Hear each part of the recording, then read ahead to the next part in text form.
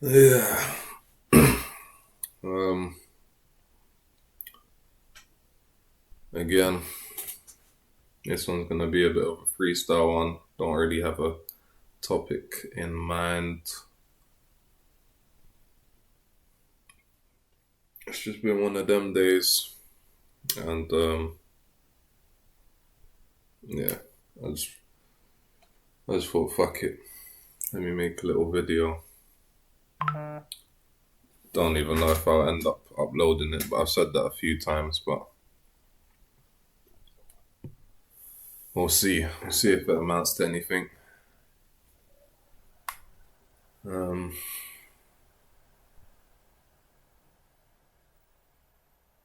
Yeah, man, it's a crazy life we live, man. What a time to be alive.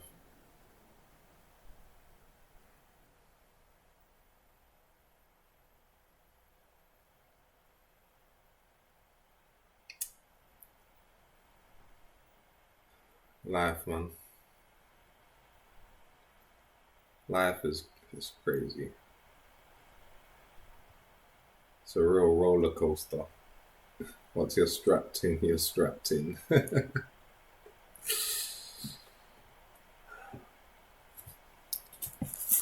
I've actually see I've got like a list here. I've actually got a list of so many video ideas.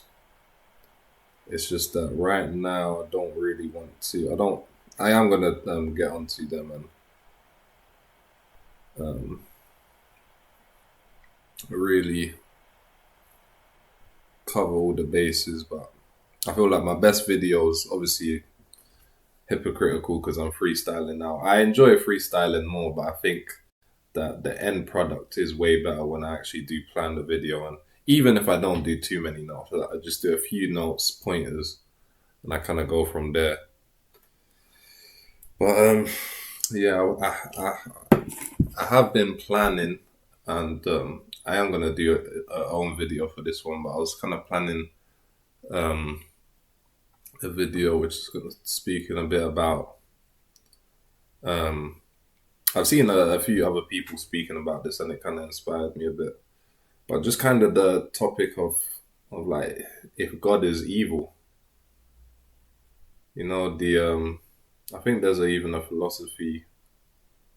um a philosophy question about like the evil demon or the evil genius or something that created this like simulation or this world or whatever that we live in. Like everyone, like obviously there's people who believe in God, people who don't believe in God, or you could say enlightened people who've experienced God, or but obviously there's usually people who believe in God will always think that God is good, and obviously people who don't believe in God just are indifferent. They just think reality is neutral. And I think even like if you watch my past videos, and I would say that in a sense, the closest thing is you could just say it's neutral. Um,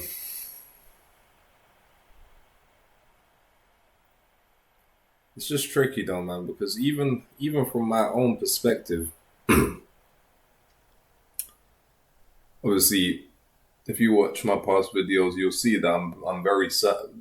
There's certain things that I don't like try to enforce and say it's definitely this, but there's some things where I'm very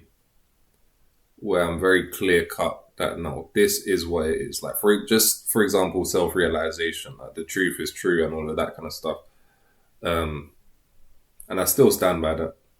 But another one of the video ideas was that nothing can be known for certain in this relative plane. So in a sense, there's really only one thing can be known for certain, like only one. And I guess from that thing you could derive other things, but as I said, it is just the realization that truth is true and that I am myself. and that existence exists, so on and so forth. And that everything is just onto itself. However, and that's completely certain, 100% certain. There's no way that that's not true. But everything else in the dualistic plane, like that we may say is fact or whatever you think is so certain, can't be known for certain. Even the idea that you're a human, or that you live on Earth, or that we are in the Milky Way, or that God does exist, or that God doesn't exist, or that we're in a simulation, or that we're not in a simulation, or that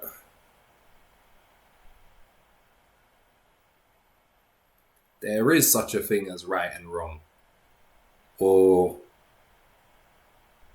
that the laws of physics are absolute, or that time does exist. I did come from the past. I am going to the future. Like, there's just nothing. Nothing can be known for certain. Not a single thing.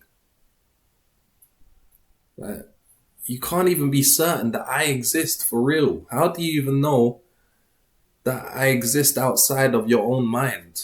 I could just... It seems obvious to you that, oh, no, I know, like, this is real life and stuff. But when you're... As I've explained many times, I don't want to, like, repeat the same things.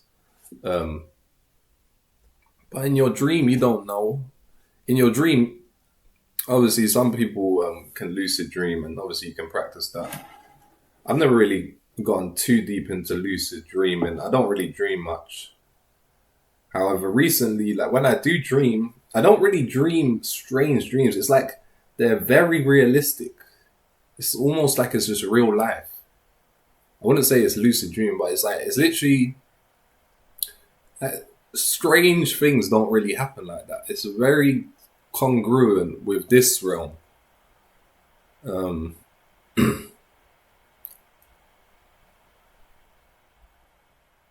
Yeah, as I said, this video is just going to be kind of rambling. So if you want like a structured one, then maybe watch one of the other ones. But yeah, in this dualistic plane, there's not a single thing that you know for certain. We don't even know for certain. You know, Earth might get hit by a meteor tomorrow. Like, we don't even... There's literally not a single thing, but it's just that our egos, our minds need to believe certain things. Even if you fancy yourself as someone who doesn't believe anything, like you still believe in things, your mind kind of needs a self-congruency to even remain like sane, to have a kind of state of sanity and a state of comfort, and you know, like feel grounded, like yeah, I am on Earth. This guy on YouTube is just talking bare shit. Like, what the fuck is he talking about? I definitely know that. You know, so whatever you think is so certain, but really, just see, it's strange because on the journey to enlightenment or whatever, it was almost like kind of trying to get more and more knowledge and understanding more and understanding more. But then when you kind of get to that point of what I kind of label as self-realization, it's literally when you realize it's actually the end of knowledge. Like, it's the end of knowledge. There's only, at that point, there's just one thing that you're absolutely certain of, which can't really be articulated. It's almost like that people, I think I don't know if it's in the Bible. And as I said, I'm not religious. I don't believe in the Bible. I don't, like the Bible, all these things are just, you know what I'm saying? But just the statement itself, I am that I am. I'm sure some of you have heard that. I am that I am. That feeling of I amness, of existence, of truth, of being. Like,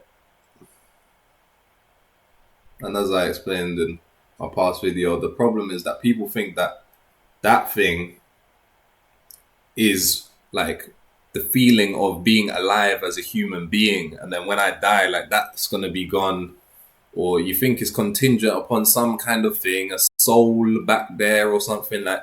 But it's not contingent on anything. That thing is eternal. It can never be lost. Really, it can never be found. You can just realize it. And once you realize it, then you realize, like, that's why self-realization, it's not something that you can just forget or something, because there's no state that's not that. Like, you could, like, oh, like, psychologically forget, but it's still there. Like, no matter what you do, it's still there. And that's why it's almost crazy, because it's like, even this idea, like, people say consciousness and these peaks of consciousness and everything is pure freedom, and in a sense it is. But when you realize even freedom and bondage, when that duality collapses as well, you realize when you are absolutely free, that's also a bondage, because you're so free that you don't even know what direction to go, because you have no like, already having a preference is a bondage to a certain degree, because if you have a preference or certain desire, then that's something that you didn't control, and then that's your preference, and then you may think you're free to exercise that preference or that desire, but did you even get to choose that desire? Sometimes many of us have desires that we don't desire to desire, yet we still desire it. Even life, I don't even want to be on the pessimistic thing, but like, did you choose to be alive? None of us chose to be alive. That's just so crazy. You can't even choose to be alive. You can't choose where you're born. You can't choose what you look like.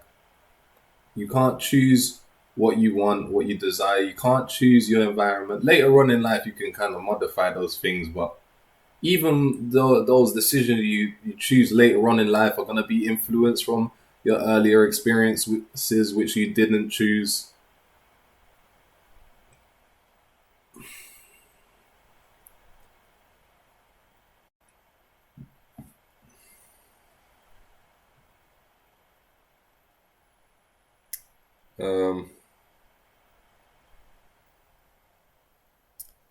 And yeah, like, if you do realize, let's say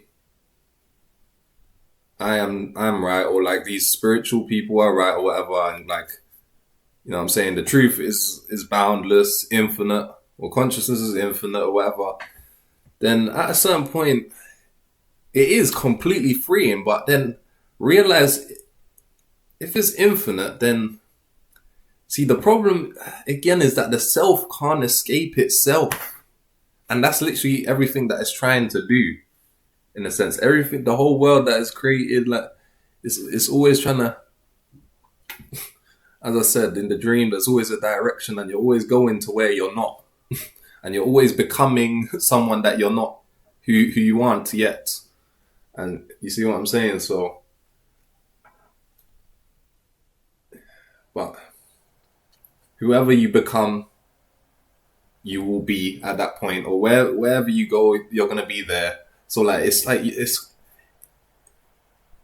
almost like, yeah, it's like I could ask you the question,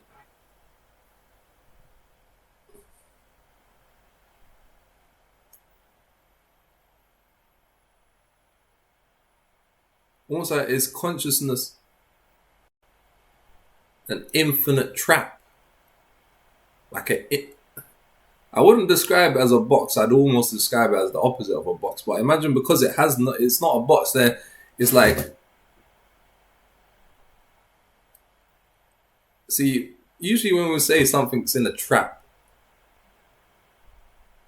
or imprisoned or something, then obviously there's a person or a being with a form, and then like it's trapped in this box or this whatever, which is a form. But then, even let's say there's not a box, it's boundless space, and then there's not even a form. The self is formless. Yet the self is still itself, and it can never not be itself. It can only appear to not be itself, but it can never truly not be itself. So, in a sense, like people think, that like, this idea of escapism, like, you're trying to escape reality, you're trying to escape that thing, but really, you're trying to escape yourself. And that's the one thing you can never escape. And that might sound depressive and all this stuff, but like really think about it. Like, why do people get blackout drunk? Why do people do drugs? Why do people, even people who don't drink and don't do drugs, then they're workaholics or they're sex addicts. They're always like running from the void, and that void is yourself. It's just that thing that's just there, and it's just always there, and you could never. That's why some people, especially later on in life, when people start to kind of get annoyed with the endless cycles of work and all this stuff, like that's when you start to enjoy sleep more, because it almost feels like that's the only time you can like escape your own self, even though you're not even escaping yourself there. It's just that at that point, and that was another video that I was going to make, is that actually, see, I would say it seems like consciousness. So my whole point here was that, all right, cool, yes, even if the self doesn't have a form and it's not even trapped in a thing, like it's in a boundless field, but if it's a boundless field, then realize you can't escape the field. You can't get out, ever. And the self can never not be, like, so, I don't know if you're kind of getting my point, but that's what I'm kind of saying on one point, like, to where consciousness, almost like, can consciousness be escaped? Even that's why sometimes I ponder it as well. Obviously, I do think I have a decent idea of what it might be like to die, but at the same time, I was really thinking about this today,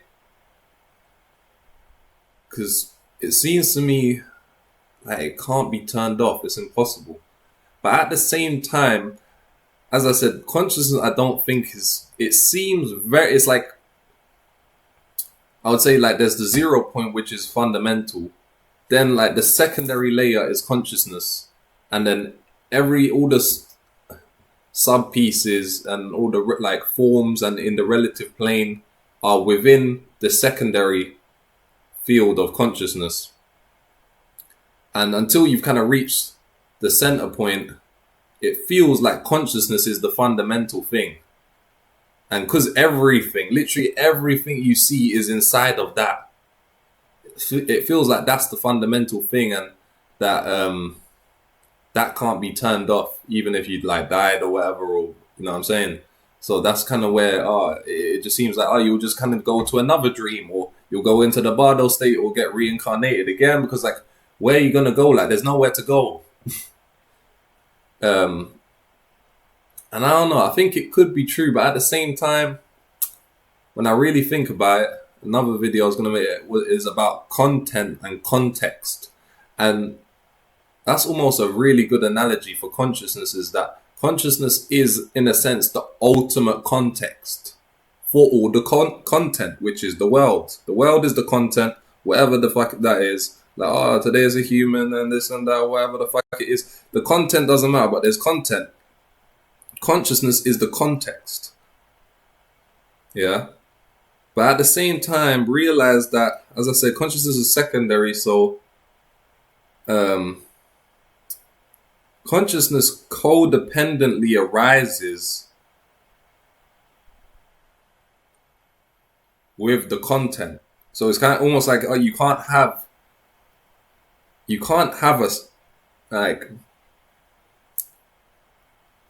there needs to be something that is being perceived for there to be a perceiver. There can't, like, that idea of being conscious with, like, in a blank void or something where there's nothing to be perceived of, yet you're still there. I don't think that's possible. You know what I'm saying? That's why, as I explained in one of my very first videos, I think people are scared of the idea of death, because they think it's gonna be like how it is when you sleep, but forever. But in your own mind, you know that that thing, that blankness or that void or that gap can't go forever, because that gap is actually in comparison to like the substantiality of life. Um, so that can't go on forever. But at the same time,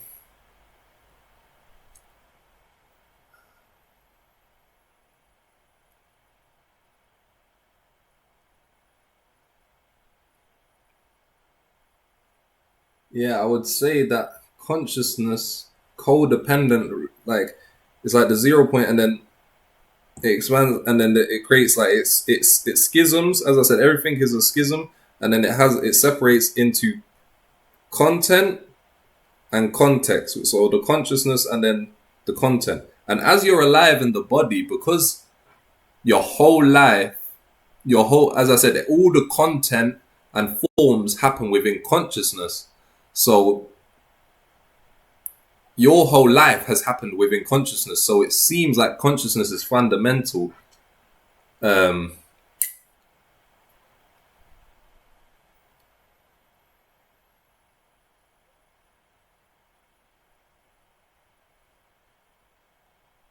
but that's just because you can't, it's almost like it's impossible to kind of remember from before you were in this body, if you get what I'm saying. Like all you can remember is being in this body. All you can remember is like being conscious. So you have no reference. Like you can't imagine a state of unconsciousness, if you get what I'm saying. Um, but yeah, so it's difficult for me to articulate this, but I don't think it's possible for consciousness to remain without something to be conscious of.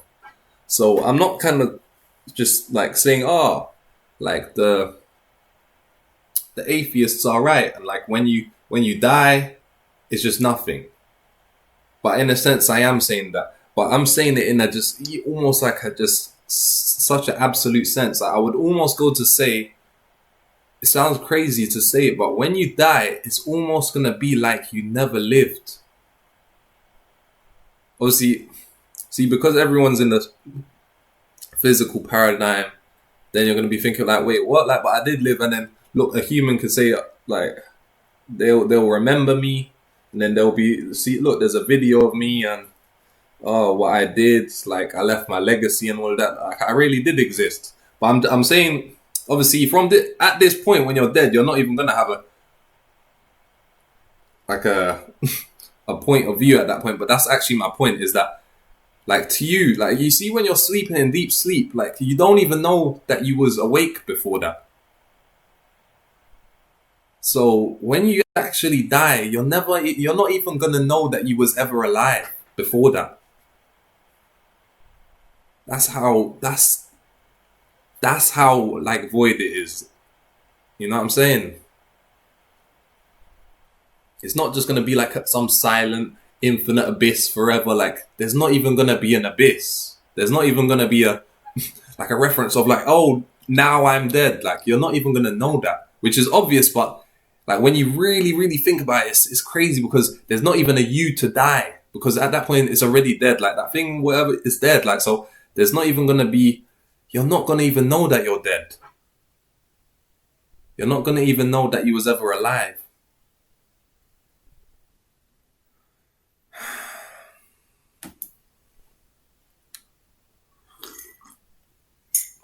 And this idea of like, if the creator is evil, I wouldn't necessarily say that. Like, I'm not saying. I don't think that the creator is like doing this just to torture us or something like that. As I explained in some of my other videos, I just think that it's completely indifferent to pleasure and pain, and it just loves everything equally. And it's almost like you could almost imagine, as I said, everything is duality, and you could almost imagine it's just the 0 point, and it's just a point. So as it expands naturally, like in a big bang, then there's always going to be the positive and the negative. Um, so to it, it's either just onto itself or it's expanded. And to it, it's indifferent if it's on a point or it's expanded. It's just that when it is that point, it has infinite potential, and it's almost like that is the first desire. The desire of the self is almost to fulfill its own potential or to actualize its own potential. But then see, that's why within the world or within the actual, as soon as we step into the dream, which is all like relative and dualistic, but then at that point it's already infinite because it has infinite potential. So no matter how much it like actualizes or how much like potential gets filled, there's always going to be more potential to get filled. So it can never end. It's just like an endless, the wheel of samsara. But obviously it's not even just going like in a wheel. It's almost like, yeah, we'll go in a loop and then like another loop, like, but it's kind of almost progressing, but then it can never really get to the end. That's why I said the nature of the relative plane is incompleteness.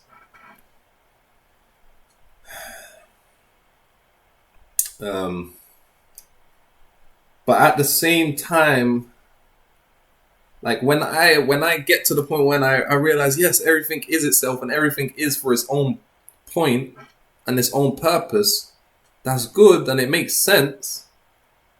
Because even if you think about it, everything you enjoy, like if you really enjoy like watching a movie or something, like you're not watching that movie to get money. Or you're not watching that movie to get a girl or something. No, you're watching that movie to watch the movie. You love the movie itself for its own purpose. So that's what I'm saying. Everything is for its own purpose, which makes sense because in the relativistic plane, then it's like, it's the opposite where everything is exactly not for its own purpose. Everything is just to get another thing. I'm going to be nice to you, so you're nice to me. So that, you know what I'm saying? And I'm going to give you something and then you can maybe like, do something for me where you can get me in with that person who has influence, and then I'm going to get in with them and then I'm going to be nice to them and then they're going to like, you know what I'm saying, promote my thing so then I can get some status. And then I can use that platform to get some money. I'm going to get status and money and then I can use that to get that girl. And then I'm going to use that girl to feel nice. And then I have a family and then that's going to make me feel nice. And then see, realize everything is even just to make you feel nice. But everything is just like every action is leading to something else and leading to something else and leading to something else. So everything is for something else. That's like why it's so transactional. Everything in the relativistic plane is just so transactional. It's just so mechanical.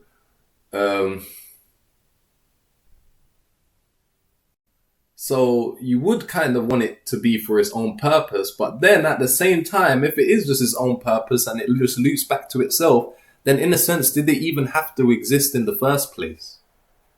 Like, if the end is the same point as the beginning, and there is not really even such a thing as progress, then did we even need to live that life?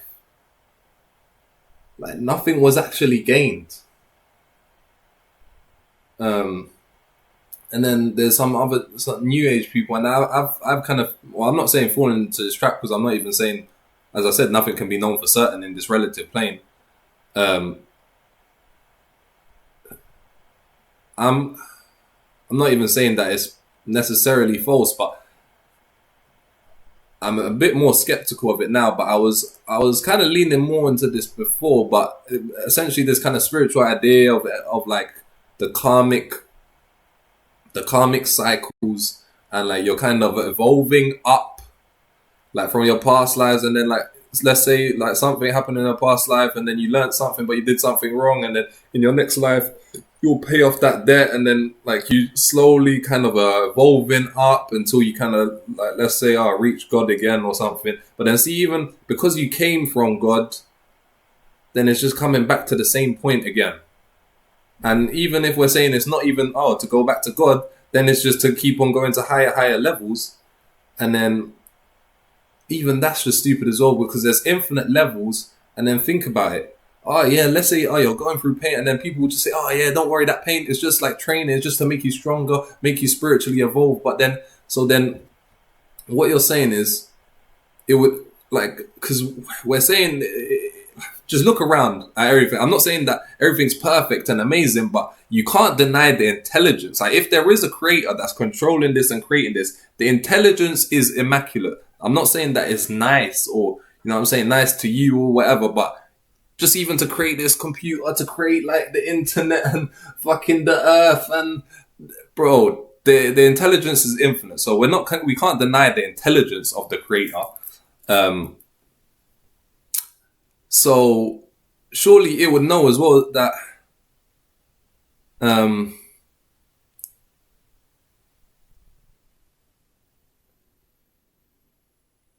like let's say you're going to the gym and you're doing like heavy lifting, progressive overload, you're getting stronger to be able to lift more weights. All right, that's good. Yeah, you can impress people, so on and so. But then see, so what you're basically telling me is doing this stuff, you're going through pain and suffering to evolve, get stronger, and then so what's gonna be your reward? You're just gonna get a harder challenge and more pain and suffering. But don't worry, because you're gonna be a bit stronger from your previous evolution, and then you're gonna suffer and go through that, and then you're gonna go up, and then there's just gonna be more, like just infinite more bosses, infinite. So like, there's never even gonna be a win at the end. It's just gonna keep on just being more strife forever. Like, to what end? You know what I'm saying? Like, so in a sense, it doesn't really make sense. Yeah, just keep on like, oh, it's just a school. Like, Earth is just a school to evolve high, and then you're gonna get. But just really actually think about it, though. Either like we've just come from one point, we came down, and then it's just back to itself. So like, you know what I'm saying? So then, in that sense, yes, it's on point. So then, did we even need the deviation then anyway? Or you're not even saying that the end is the same point as the beginning, and that you started here and then you're like going there, but then see where is like where are you trying to get to? Like what is actually the pay? Like what's the payoff for that? Like what's actually? Do you know what I'm saying? That doesn't really make sense. And then with the karma thing, and then it makes like, to me the karma thing makes sense, as I said, because everything is itself, and you could just say it's just deviating, and the karma isn't even like someone like logically recording stuff. It's just that it deviates, but because it always is itself, and it's just a point. Then let's say it deviates that way, then like the karma is gonna have to equilibrium itself, and it's just a dynamic scale, and it can deviate really far, but then it's gonna have to deviate the other way to kind of, you know what I'm saying? And that's kind of how I see it, and I think it slightly is like that, but like, I don't know. See, all of these things as well assume an external creator, someone else, like an other that did this to us, the subjects, like. But with the way I see it and my own, like if you actually watch like in this video, as I said, I'm not really kind of explaining all this, like the actual like mechanics of this stuff, but kind of with my explanations, it's not like there isn't an external like creator out there that did this to us. It's not like that. So in a sense, God, see, and it's tricky here, because God doesn't exist the way you think it. It doesn't exist because existence is a separation. Because again, you have to realize that it's only one field, an infinite field. So already to create one form, you're gonna already have to create two forms, because it's made by divisions. It's made by divisions and boundaries. You know what I'm saying? Like a bubble, and a bubble here, like, well, like for example, let's say this is the field, yeah. This is an empty page. It's the field, and then see, to create a form, yeah. Like let's say for example,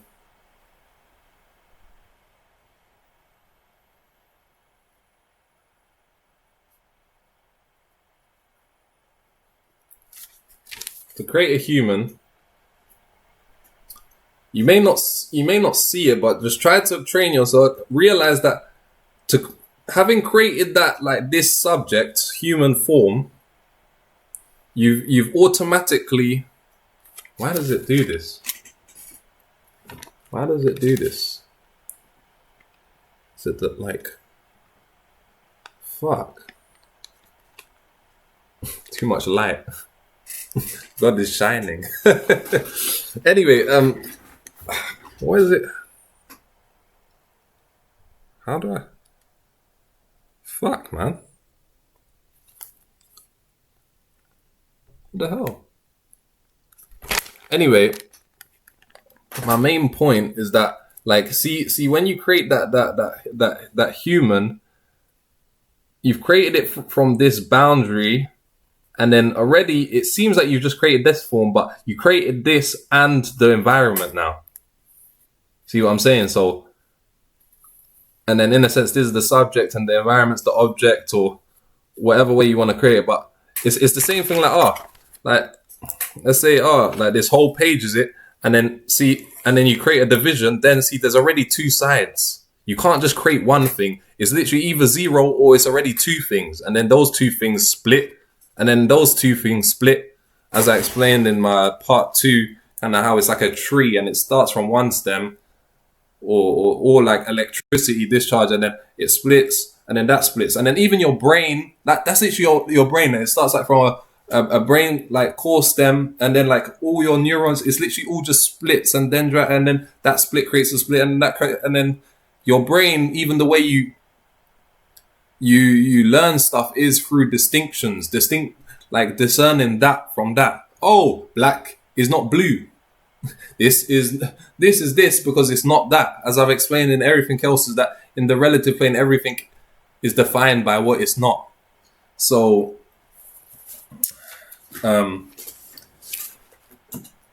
wait, where was I leading with that? One sec.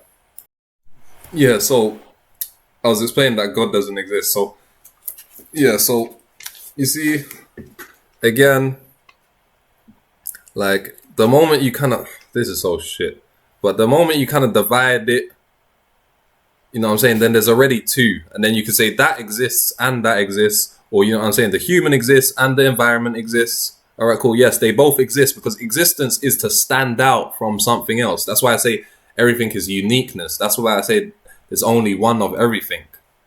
You know what I'm saying? But my whole point is that God is basically just this whole page, but with no divisions. And it seems like, oh yes, you could say that page exists, but that's just because this is a physical form now. And then your mind is creating, see, now you're going to see this boundary, and then you're going to only think that this page exists because you're contrasting it against like, the room and me, that you see, your brain is creating that boundary. But this, like, you have to imagine that this page is infinite. It spans everywhere. It has, you know what I'm saying? So, so it's true, like God is true, but it doesn't exist. Like, it doesn't stand out from anything else. That's why you can't see it, or you can't smell it. You can only smell like something that exists, something with a form. God is formless.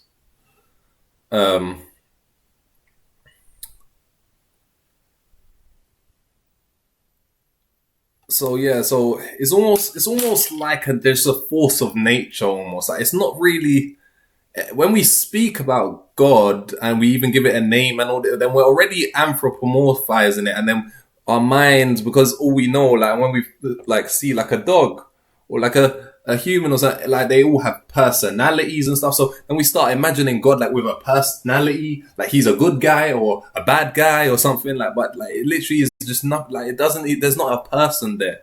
Yet it's still true, but it's just almost like just a force of nature that it's like it's nebulous. It's not. You know what I'm saying? But that doesn't mean that it's not true and that it's not affecting everything. Like, it's affecting everything, but it's not like a person consciously choosing it. It's just that it's truth. And then everything else is just a consequence of that. And that's why, obviously, we can get into love or infinite love or anything, or all of this kind of stuff. But see, infinite love,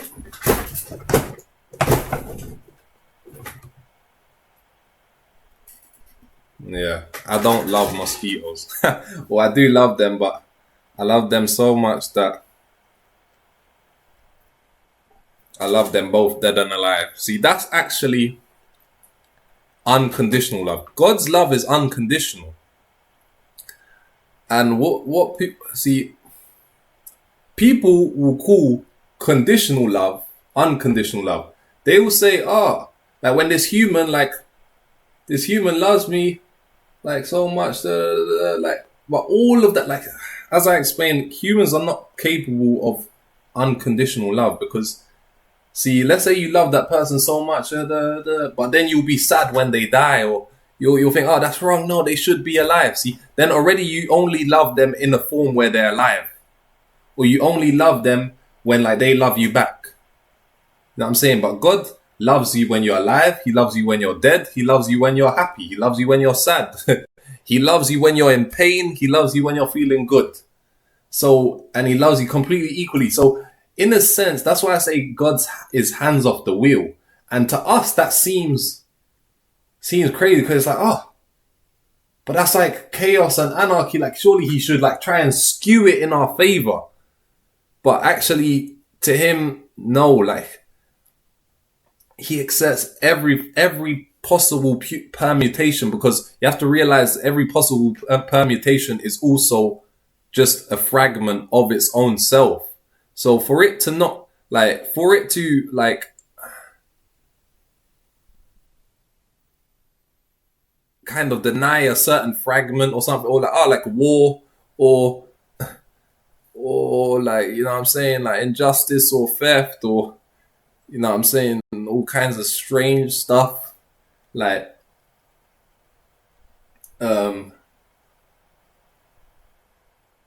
like, for example, if you're like a Christian, or you don't have to be a Christian, but like if you're kind of just a traditional guy, like I don't even really like all this LGBTQ stuff and all this weird stuff, like, but then you think, oh, like that shouldn't exist. God should eradicate all gays or something like that. But see, and a Christian, if they hear me saying this, they're gonna say blasphemy. But God is partially gay. Like, that is, I'm not saying like, oh, God is gay, like, absolutely, but I'm just saying like that's like a 0.001%, like that is like a thing. Like, God is death, God is disease, God is, you know what I'm saying, just as much as it is like, you know what I'm saying, amazing, like winning the lottery, and, you know what I'm saying, infinite dopamine hits and love and getting everything you want and all this kind, all the good stuff, like it's equally that, and then it's equally the bad stuff. And to oh, look, killed that mosquito. Yeah, man. See, me as a human, like my love is conditional. Like, I I don't love this thing because, you know what I'm saying, like it tries to suck my blood and it itches. I don't like that. See, that's like if it didn't do that, if it wasn't annoying, then, you know what I'm saying, then I might not mind it. But see, it's conditional. When it crosses that certain condition, no, I don't like it, and I kill it. You know what I'm saying? But then, if it's a human, or, you know what I'm saying, then then yeah, like it fits my condition. So yes, I can love that thing. You see, love is just acceptance, but God's acceptance is so radical because it's formless and it has nothing to protect. It's not going to prevent war. See, people think that God is like creating this stuff, like in an evil way, like in an insidious way to just make us suffer. But it's actually, it's no, those things are true by themselves. It's just that he's not denying it. He's not preventing it. He's not really creating it. It's just that he's not denying it. These things are just a consequence of existing. This is just a consequence of truth being true. But he's not going to deny it. He's not going to, you know what I'm saying? It's just that we, as I said, we have to survive and all these things. So there has to be things that we reject and we don't like and stuff like that. But, you know what I'm saying? So, I don't know. It seems like I'm defending God as well. God, though. You know what I'm saying? But, I don't know, trust me, I go through it as well. Sometimes I was just thinking, like, because even today was just a crazy day. And You know what I'm saying? Sometimes, as I explained in my other videos, or when you're in that valley, it really is going to feel like no matter what peak or return you can get on the other side, even that return won't be worth it. But then when you're at the peak, it feels like every like valley was worth it. Like, what's a valley? Like, what's that little a minor expense? See, that's, and as I explained in that, I don't know which video it was, but see, God, as I said, is formless, and it's almost like got infinite capital, so it can pay any cost. Like, it has infinite capital. So you could either see it like it really just wants to experience the good stuff because the good stuff is good for its own sake. And really, that's the reason why it created. Because realize that if there was no creation, then there wouldn't even be good stuff either. Like, people think, oh yeah, like, so if there wasn't a creation, then that would be good. But no, that wouldn't even be good. It wouldn't even be. But see, to get the good stuff, and it wants the good stuff, it will pay any cost of the bad stuff. You can kind of see it like that, or you could kind of just see that it just loves everything completely equally. Either or, it doesn't really make a difference. But yeah, so I wouldn't really say that it's like an insidious trap, like trapping us here, but it's just that. And the reason why I came to that unconditional love, because even unconditional love is again very close to fundamental, but that's actually also secondary. See, first there's the truth, then itself realizes itself as being true, and then when you truly realize that the truth can never not be true, and that's in a sense why it's eternal and infinite, because it's always itself and it can never not be that. Like, when you truly realize that there's only one choice. There's two choices, but there's only one sane choice, which is the choice that God takes. You could completely resist and deny your own self, like your own self as being the self, or the truth as being true. You could completely deny that. That's in a sense like the devil's route, or you could completely accept it, like unconditionally accept it. And really, that's in a sense, actually, that's the only choice. It's the choiceless choice. Unconditional love is the choiceless choice, and it's a consequence of the absolute. Some people say the absolute is unconditional love, and in a sense, yes, in the end, it all merges together. But I would almost say that unconditional love is secondary. It's like it's once you've realized that the truth is true, and you realize the absoluteness and the inevitability of it.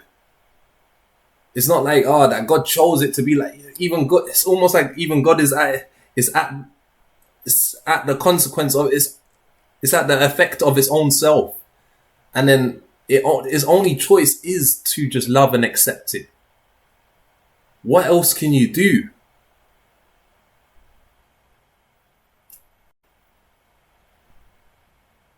And then, you know what I'm saying? Like, it's almost like, and then like to use a human analogy, it's like, yeah, so you didn't choose to be born, but you were born. You're here now. Like, accept it. Like, are you just going to be there? Like, no, and then kill yourself? Like, I don't even know. Like, as I said, with the death thing, after death, it gets a bit tricky, but because especially from earlier in this video, I did say when you're dead, like, it will be really, you know what I'm saying, you won't even know that you're alive and so on. So if that's true, then I guess you could just kill yourself and escape that way. But I don't know, there was one time where I was in a really peak state of consciousness. But this was basically before I got self-realized, and I was just kind of getting to that peak of that Shiva state. And as I was explaining, because you start from pure certainty, but in certain falsehood, and then you kind of go up in the triangle, and it's more uncertainty, till you're going to peak chaos. And then only when you go through peak chaos can you reach through to pure certainty in truth, when you realize, well, there is only that one truth that you know, but it's absolutely certain because it's absolute and there's no opposite. But just right before that, when you're like in this moment of absolute chaos, which almost feels like an infinite hell, it just almost feels like an infinite hell that you can never escape. And it's just so intense, and it's just feels like infinite suffering that will never end, because it's just chaos. There's nothing, you don't even know if you, like, it can't be described through words. But when I was kind of like going through that moment, Like I'm not suicidal or anything like that. Like I've never even like kind of thought these things, but like in that moment I even considered it. I thought like to escape this I might have to end my, like there was a split moment I thought I might have to like, you know what I'm saying? But then in that moment, because I was also in a peak state of consciousness, like I don't know, to me there was something that was telling me that even that isn't an escape. You can't escape by killing yourself. It almost seemed to me like if you kill yourself, there's gonna be like some mad repercussion for that, because it's like it's just gonna span out. Like it's just gonna get your fear, um, your paranoia, everything is just gonna get spanned to infinite degrees, and you know what I'm saying. And it's just gonna, I don't know, but that could be false. But I don't really know if like killing yourself is like a way out. Um, and then see that even makes it seem like even more of a trap. So you can't even just kill yourself.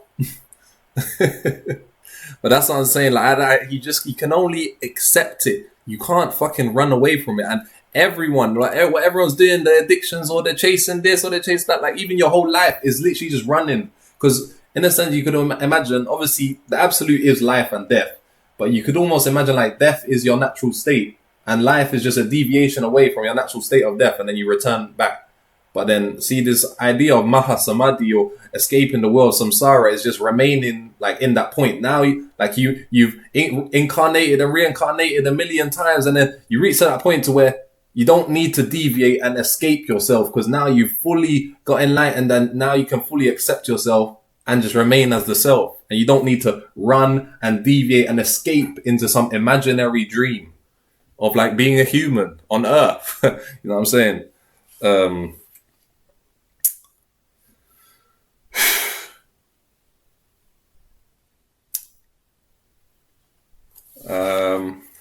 don't know. I don't know if I want to make this like a crazy long one, because as I said, I didn't really have anything too planned.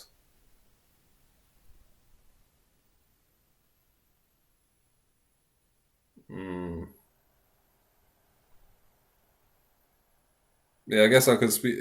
And literally in these moments, like of these peak states, and that when you're realizing just these insane things, like as I said, there was moments where I was there, kind of bugging out, but like in the end, that's why I made that video, the cosmic joke. Like there's certain points in time, like if you saw me in those states, I was laughing hysterically, like probably for an hour, 2 hours straight. I can't even remember. That's the longest I've ever laughed. Like it was insane. Like I was literally laughing, like, you know, the Joker laugh, or like it was almost like I embodied the laughing Buddha. Like it was hysteria. It wasn't just funny. It was hysteria. The joke. Because see, your life has to be serious. It has to seem serious, and then when you wake out of it, it's so funny. It's like, ha, ha, ha, ha, ha.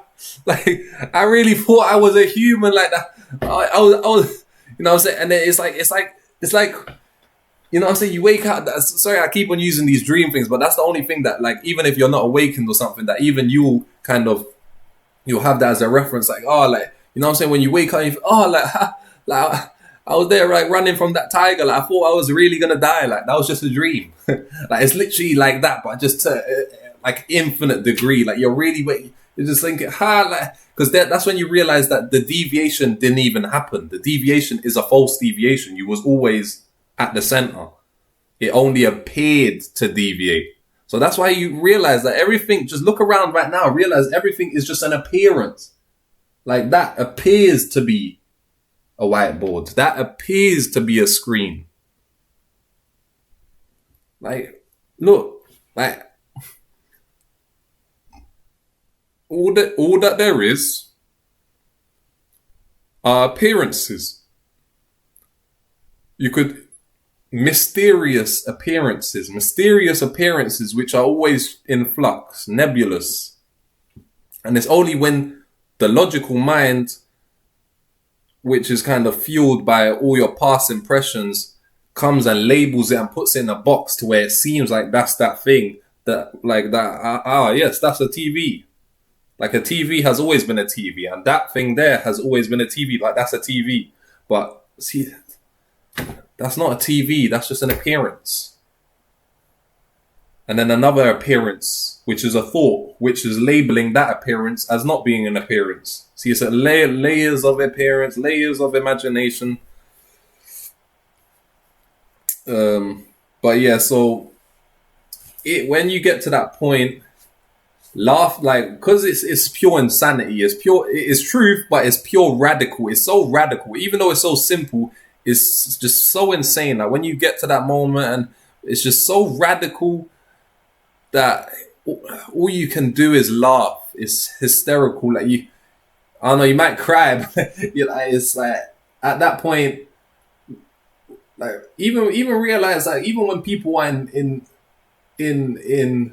like, let's say people hit rock bottom, or they're in a moment of, like, just in normal general life, like, let's say, I don't know, they've lost everything, they go into debt, and the craziest things happen, or like, let's say they're in a life-threatening situation, sometimes they might just start laughing. Have you ever noticed that? Like, why is that? That's like what I'm speaking about. In the end, laughter is the only, like, sane. It seems insane, but it's actually the only sane response to something insane. All you can do is laugh, because what else are you going to do? Cry about it? Suffer it? Does that really, like, compulsively it feels right? Yes, it's all bad and uncomfortable, I'm going to suffer it. But really, is that the intelligent choice?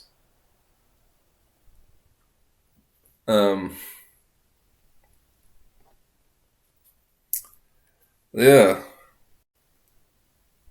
I don't know. Yeah, I'm gonna make probably another video tomorrow, maybe another video after that. Because obviously, I have a lot planned. It's just I don't always have time or energy to do it.